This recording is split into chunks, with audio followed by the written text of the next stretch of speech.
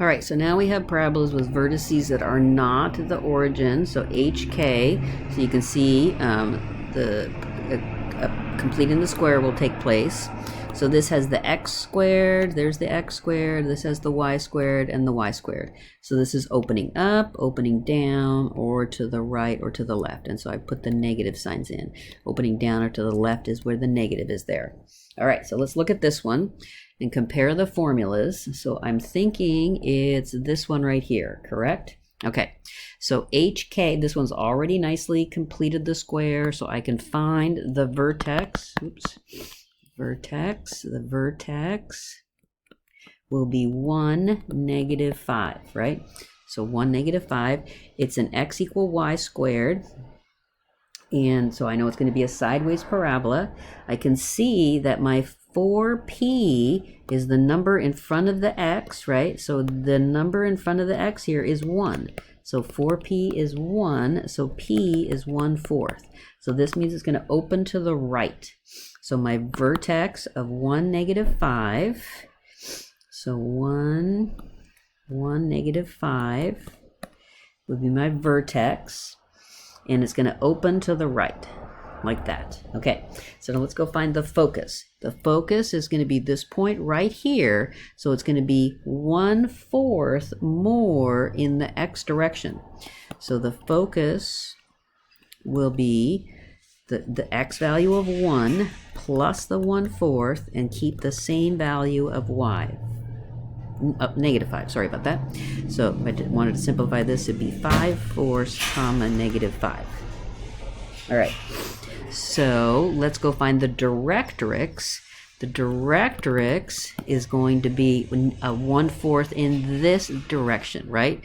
Back in this direction. So I take this value of 1 and I subtract off 1/4. So that's going to be x equal 1 minus 1/4, and I'm just going to make it 3/4. So that's this. Let me just do it in a different color so you can see it. So 3/4, this would be my directrix line. It's 3/4, x equal 3/4. All right. Got it all. All right, now let's look at this one here. So it's got the x value squared.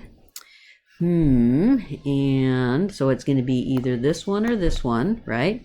So let's go complete the square to see what I've got. So I'm going to put all the x's on the right-hand side. So I'm going to say y minus 16 equal, because I want to have a positive in front of my x squared.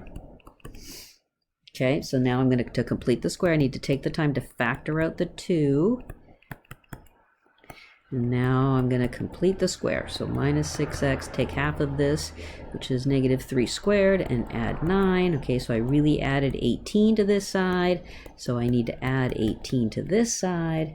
So I get a y plus 2 is equal to 2 times x minus 3 squared. Okay. So let's look and see which one it looks like. So when I have the x's squared, notice the 4p that I need to evaluate has to be beside the y. So that means I have to move this over to the other side. So I get 1/2 times y plus 2 is equal to x minus 3 squared. Okay, so now I can identify that 4p is equal to 1/2. So p is equal to 1/8.